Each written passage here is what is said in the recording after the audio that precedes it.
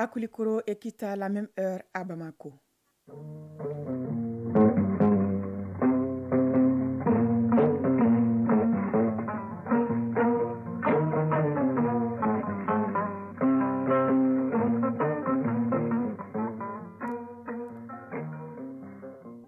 Le journal Koumba Sissé.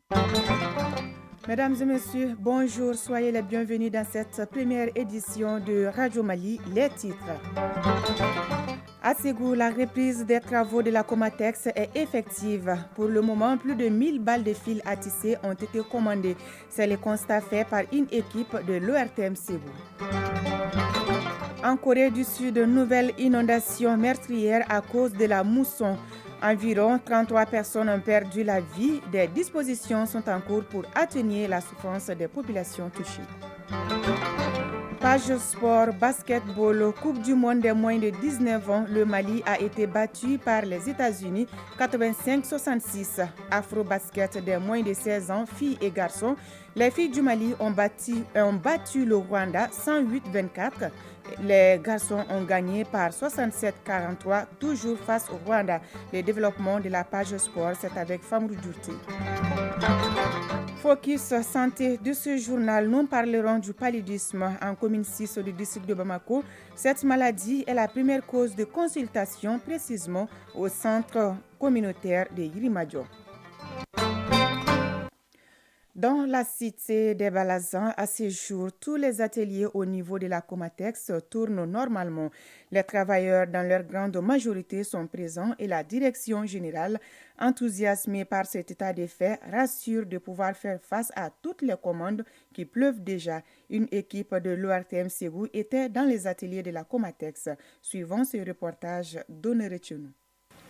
Loin un simple vacarme, ce grand bruit des machines est la résultante de la relance officielle des activités à la Comatex par le président de la transition, le colonel Assimi Goïta, le 13 juin dernier. L'usine reprend du service quasi normalement. Dans les ateliers de la filature, du tissage et du blanchissement, des équipes se relaient de jour comme de nuit. Issa Sangaré, directeur général de la Comatex. Tout se passe normalement. Nous avons fait un tour dans les ateliers.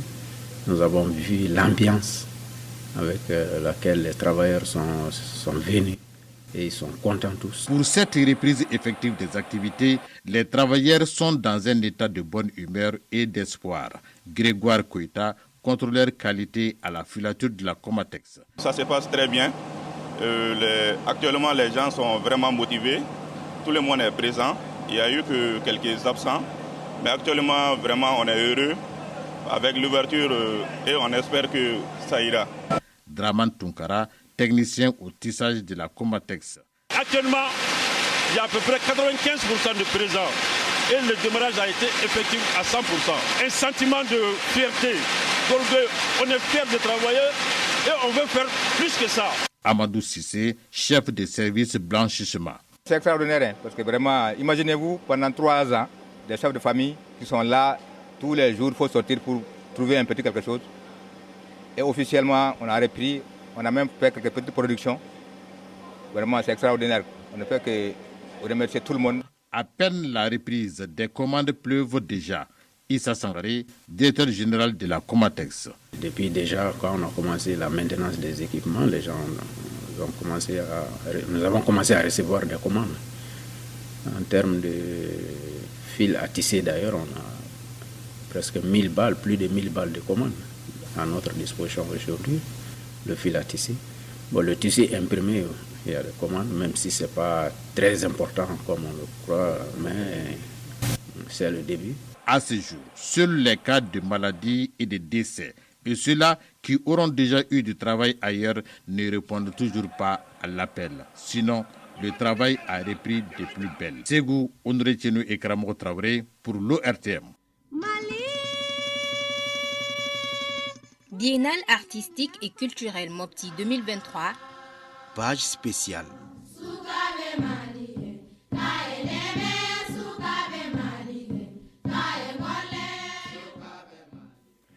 La biennale artistique et culturelle Mopti 2023 se tient dans un contexte particulier dans la région.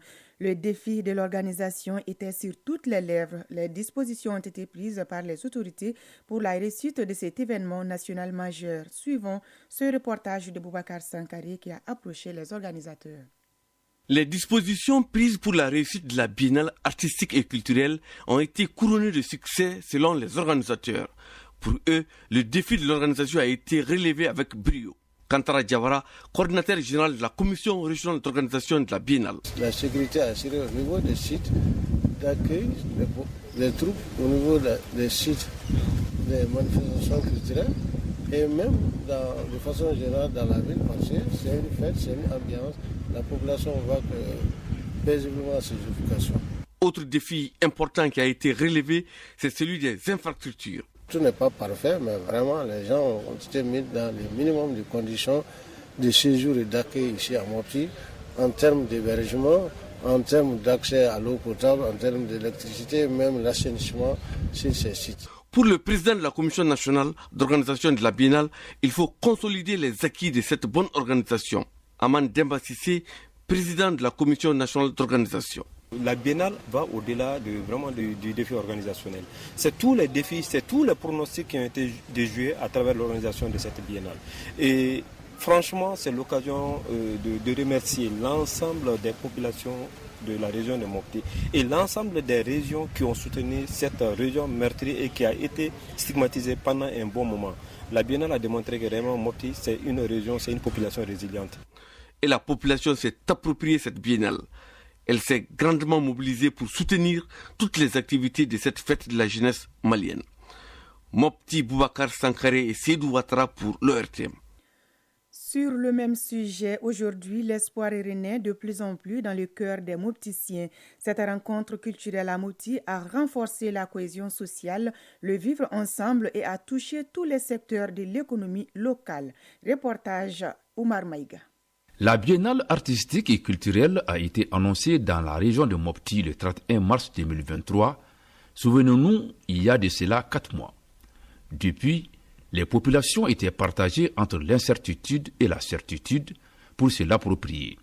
Ce 6 juillet 2023, les populations de Mopti, les 19 régions administratives et les districts de Bamako à leur tête, les chefs du gouvernement, ont procédé à l'ouverture officielle au stade Barema Bokoum. Diallo Tata Touré, présidente de la société civile. On avait beaucoup d'inquiétudes parce que l'insécurité était là. Le développement socio-économique aussi n'était pas à la hauteur. Les infrastructures, tout. Mais alhamdoulilah, je peux dire aujourd'hui, tous les défis presque ont été relevés. Plus que ça aussi, c'est la cohésion sociale. Toutes les communautés, toutes les ethnies étaient là. Toutes les régions étaient là, dans une communion parfaite. Sauvegarder l'identité culturelle nationale à travers cette grande messe culturelle, les notables de la ville de Mopti l'ont traduit en actes concrets avec le Djatigia. Et chaque région a à son actif un Djatigi parmi les 11 quartiers de la ville de Mopti. Baba Touré, chef du village de Mopti. Nous avons accueilli avec chaleur. Le Mopti bouge. Mopti a une très grande joie. On ne peut même pas exprimer. Il faut voir, nous, quartier Komogel, nous avons reçu Bamako. Nous avons reçu Menaka. Les 20 régions sont venues nous remercier pour dire que Djatiga, ça s'est bien passé. Les villes de Mopti et de Sévaré vibrent au rythme et au son de la biennale artistique et culturelle. Les activités socio-économiques sont ouvertes. Abba Kassambara, citoyen. C'est un sentiment vraiment de fierté et de confiance retrouvé à l'endroit de nos autorités. Parce que pour nous, c'était un mirage d'organiser la biennale à Mopti. Mais les autorités nous ont montré que tant qu'il y a la volonté, il y a le pouvoir. On avait peur de Mopti et les autorités ont montré au peuple malien et à la communauté internationale et au monde entier que partout au Mali, on peut vivre vraiment dans la sécurité compte tenu de la montée en puissance de nos forces de défense et de sécurité. C'est l'une des meilleures réponses que le Mali est en train de donner à la crise. Mahamoudou Ouedraogo, citoyen. Pour qui connaît Mopti, l'histoire de Mopti même, ça veut dire le rassemblement. C'est ça l'esprit de Mopti. Cette biennale permettra également à ceux qui pensaient qu'encore à Mopti, la tenue était encore impossible parce qu'ils ont vu à travers les médias que la tenue à Mopti, ça va aujourd'hui sur le plan sécuritaire. La biennale artistique et culturelle Mopti 2023 a révolutionné tous les secteurs de l'économie de la région. Mopti a brisé la glace de l'insécurité.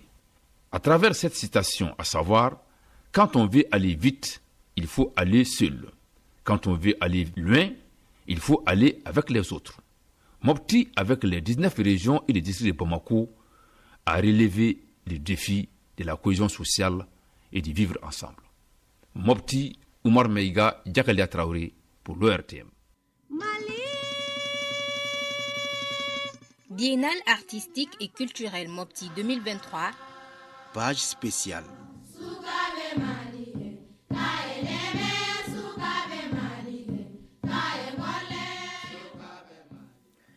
Actualité hors de nos frontières en Centrafrique, la campagne pour le référendum constitutionnel a été officiellement lancée ce samedi à Bangui par le président Faustin Archange Touadéra.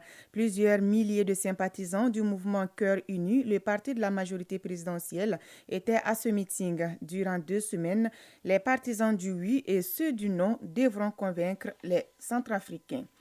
Cette année encore, la mousson a provoqué d'importantes inondations en Corée du Sud, entraînant hier la mort d'au moins 33 personnes et une dizaine de disparus. Les fortes de pluie de cette semaine ont provoqué de nombreuses crues et glissements de terrain. Le trafic routier, ferroviaire et aérien a été interrompu temporairement dans certaines régions les plus touchées. Le président sud-coréen, actuellement en déplacement à l'étranger, a tenu une réunion d'urgence avec ses collaborateurs au sujet de la réponse que le gouvernement doit apporter face aux intempéries et aux inondations. Auparavant, il avait ordonné au Premier ministre de mobiliser toutes les ressources disponibles pour limiter au maximum le nombre de victimes. Triste record au Canada, le pays a franchi hier la barre des 10 millions d'hectares brûlés depuis le début de l'année. Face à l'ampleur des feux de forêt, les autorités semblent dépassées. En ce moment, plus de 900 feux sont actifs au total et 570 sont hors de contrôle. Le Québec est la province la plus touchée avec plus de 4 millions d'hectares brûlés. Retour au Mali, le Mali, à l'instar des autres pays, fait face aux effets du changement climatique. Cette année, il impacte sur la campagne agricole 2023 avec la mauvaise répartition des pluies dans le temps et dans l'espace. Pour atténuer les conséquences de ce phénomène climatique, la Direction nationale de l'agriculture a pris certaines mesures. Les détails, c'est dans ce reportage de Bemba Sibi. La campagne agricole 2023 au Mali est marquée par une situation pluviométrique contrastée selon les régions. Il pleut dans certaines régions alors que d'autres font face à des poches de sécheresse. Selon les derniers bulletins du groupe de travail pluridisciplinaire d'agro-hydroclimatique, à la date du 10 juillet 2023, la répartition des pluies dans le temps et dans l'espace est irrégulière. Ismaïla Koumaré, chef service observation et prévision météorologique à Mali Météo. Les poches seront longues et c'est ce qu'on est en train d'observer actuellement. Il y a aussi l'effet du changement climatique qui influence l'océan aussi. Tantôt c'est une phase froide et tantôt c'est une phase chaude. Mais en perspective, dans les jours à venir et dans les mois à venir, il y aura la pluie. Les poches de sécheresse ont été constatées début juin et se sont installées jusqu'à la fin du mois dans la plupart des bassins de production. Et cette mauvaise répartition des pluies dans le temps et dans l'espace peut avoir des impacts sur les derniers semis. C'est pourquoi la Direction nationale de l'agriculture a pris très tôt des dispositions pour atténuer, voire annihiler les effets de ce phénomène climatique. Samba Bari, chef de bureau statistique et suivi évaluation à la Direction nationale de l'agriculture. Les mesures pour s'adapter à ça, c'est de demander aux producteurs de suivre les informations météorologiques à la radio, notamment à l'ORTM, pour entamer le calendrier agricole. Il y a aussi les opérations de pluie provoquées que le gouvernement chaque année met à la disposition des producteurs maliens, dont les zones déficitaires sont tenues de faire remonter l'information à la DENA et qui remonteront ces informations informations-là au niveau de Mali Météo. Nous conseillons aux producteurs de cultiver les variétés précoces, des variétés de 70 jours à 80 jours de mil, de sorgho et de maïs. Des mesures pour sécuriser les productions agricoles car avec la mauvaise répartition des pluies, les cultures peuvent souffrir de stress hydrique, ce qui joue sur le rendement.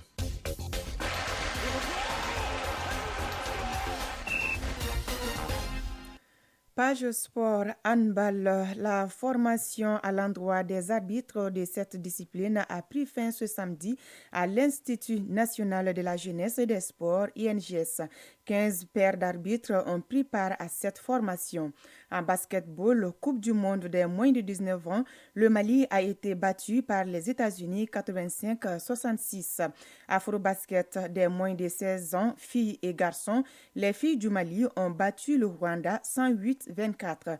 Les garçons ont gagné par 67-43 face au Rwanda. Le développement de l'actualité sportive, c'est avec Famourou Djourté. Parlons d'abord de la Coupe du monde de basketball des moins de 19 ans filles, qui succédera aux États-Unis, double tenant du titre et vainqueur de 9 éditions sur 14. Le pays hôte, l'Espagne, tentera bien de mettre fin à cette hégémonie à domicile. La compétition a démarré ce samedi 15 et ce jusqu'au 23 juillet 2023. Dans le groupe B, les Maliennes ont été battues d'entrée par les Américaines 85-66. Ce samedi à 15h45 GMT, le Mali fera sa deuxième sortie et ce sera contre Taipei chinois. Toujours en basketball, cette fois sur le continent, Afro-basket filles et garçons Tunis 2023. Chez les filles, les Maliennes ont dominé leur homologue rwandaise par 108-24. Après un sévère 80-32 infligé à l'Angola au compte de leur premier match, les filles du Mali ont humilié les Rwandaises avec ce score fleuve de 108-24. Du côté des garçons, les cadets maliens ont enregistré leur troisième succès en autant de sortie. Ce samedi, ils ont gagné contre l'Angola 67-43. La finale de l'Afro-basket se joue ce dimanche. Elle mettra aux prises le Maroc et la Côte d'Ivoire. Alors que le Maroc s'est qualifié automatiquement pour l'Afro-CAN de cette année en atteignant la demi-finale il y a 4 ans, la Côte d'Ivoire a dû passer par un tournoi de qualification régionale le mois dernier à Abidjan pour se rendre à Luanda. Au début du tournoi, peu de gens prédisaient que ces deux équipes pourraient atteindre la finale. La RDC, championne en titre, l'Angola, pays hôte, et la Tunisie, 3 équipes qui ont remporté leur groupe pour se qualifier directement pour les quarts de finale. Étant hors de la course au titre, il est difficile de prédire qui soulèvera le trophée ce dimanche 16 juillet, car la Côte d'Ivoire et le Maroc ont beaucoup d'atouts à faire valoir. Le coup d'envoi de la finale de la 2e édition de l'Afro-CAN de basketball est prévu pour 17h GMT. Changeons de discipline pour parler du handball. 30 arbitres stagiaires, soit 15 paires, viennent de boucler 6 jours de formation sur les notions de base de la discipline. La session de formation était basée sur la connaissance des règles, le positionnement sur le terrain, la main courante et les sifflets et signaux. Les participants ont appris les différents thèmes en théorie aussi bien qu'en pratique avec la Tunisienne Soumaya Abid, qui est une experte de l'IHF. Soumaya Abid, formatrice et experte IHF. J'ai passé une semaine agréable avec eux. Il y a des stagiaires talentueux. Il faut travailler de plus, il faut continuer et jamais s'arrêter. Selon la porte-parole des stagiaires, cette formation a été une expérience enrichissante avec des discussions stimulantes sur des sujets tels que la gestion des matchs de haut niveau, la communication avec les joueurs, les entraîneurs, les officiels ou encore comment faire face au comportement agressif. Mamou Keita, porte-parole des arbitres stagiaires. Le point le plus important pour nous, parce qu'il y a eu un changement de règlement. En 2022, nous, on a eu la chance d'avoir cette formation, que ce soit en théorie et en pratique aussi. Une partie de la formation est également axée sur la collaboration des arbitres avec les juges de touche pour s'assurer d'une décision juste et équitable. Quant à la Fédération malienne de handball, elle continue avec sa politique de vulgarisation et de développement de la discipline dans le pays. Lieutenant-colonel Cheikh Mohamed Chérif Tunkara, président de la Fédération malienne de handball. On a toujours souhaité renforcer les ressources humaines de la Fédération malienne de handball. C'est que le monde de handball avait un problème sérieux de ressources humaines. C'est pourquoi on a initié l'année dernière une formation d'entraîneurs. On en a formé une vingtaine. Et cette année, on a initié cette formation d'arbitres qui est une trentaine. L'idée, c'est d'avoir des arbitres parce qu'on était en perte d'arbitres. Les 30 arbitres stagiaires qui viennent de boucler cette formation sont désormais prêts à servir sur le plan national. Focus Santé. Le paludisme fait partie des maladies les plus meurtrières au monde et au Mali, le nombre de cas et de décès reste encore élevé. Ici à Bamako, c'est la commune 6 qui est la plus touchée par cette pathologie avec un taux de prévalence très élevé à Yirimajio du fait de son environnement insalubre.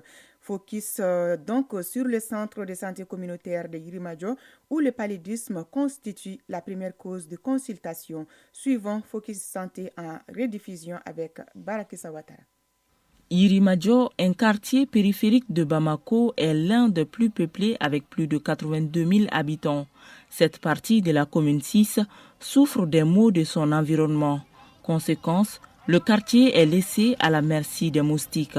Pas donc étonnant que le centre de santé communautaire de Yirimajio enregistre aujourd'hui le plus grand nombre de cas de paludisme dans le district sanitaire de Bamako. Dr Ibrahim Sissé, directeur technique du centre de santé communautaire de Yirimajio. C'est un quartier périurbain, donc un quartier en voie de développement. Ça veut dire que les conditions d'élimination, du ruissellement des eaux ne sont pas conformes aux normes. Il y a aussi le surpeuplement et aussi le niveau social qui joue de façon négative la prévalence du paludisme. Le fort taux de prévalence de paludisme dans ce terre de santé s'explique également par son accessibilité géographique. Le centre de santé est beaucoup fréquenté par les quartiers et villages environnants. Le nombre de consultations dépend des périodes. On peut scinder en deux périodes. Il y a la période de pic et nous avons ce que nous appelons la période morte, entre guillemets. La période morte, c'est-à-dire que s'étale décembre, voire janvier jusqu'à mai, nous avons à peu près 13,7% de nos consultations sont dues au paludisme. Pendant la période hivernale, les pics commencent le plus souvent vers la fin du mois de juin jusqu'en fin novembre. Progressivement, le 26, nous partons jusqu'à 52% de nos consultations. Les couches qui en souffrent le plus sont les femmes et les enfants de 0 à 5 ans. Nous avons coutume de croire que c'est au moment qu'il faut se coucher qu'il faut attacher les moustiquaires. Les enfants passent la moitié de la nuit à dormir dehors sans aucune protection. Parce que les enfants le plus souvent dorment très tôt avant les parents. La prise en charge s'est faite selon les normes établies par le Programme national de lutte contre le paludisme. Elle est gratuite pour les enfants de 0 à 5 ans et les femmes enceintes. Nous les prenons en charge et par rapport au paludisme simple qui met en exergue les CTA, les combinaisons thérapeutiques à base d'artéminésinine, et c'est les femmes enceintes pendant une certaine période et c'est les enfants de moins de 5 ans. La particularité de cette aire de santé, selon Dr Sissé, est qu'avec l'appui d'une ONG, le centre prend en charge toutes les personnes démunies et toutes les pathologies avec un accent particulier sur le paludisme. Nous avions ce que nous appelons les agents de santé communautaires, communément appelés AEC, qui sont répartis dans 225 zones d'intervention, qui font de porte-à-porte à la recherche des patients, tout âge confondu, mais qui mettent l'accent sur le paludisme. Et si ces personnes qui sont recensées dans la communauté souffrant de paludisme ou qui ont des signes en faveur du paludisme sont systématiquement pris en charge par ces agents de santé communautaire. Pour le moment, le remède le plus efficace contre la piqûre de moustique femelle qui transmet la maladie est de dormir sous moustiquaire imprégné. Il est donc évident qu'en adoptant cette pratique, on peut éradiquer le paludisme. Mesdames et messieurs, c'est tout pour ce journal. C'était une présentation du Kumba Sissé. La partie technique a été assurée par Bintou Traoré. Réalisation Ousmane Daou. À la mise en ligne, Sékou Traoré. Merci de votre aimable attention. Excellente journée à toutes et à tous.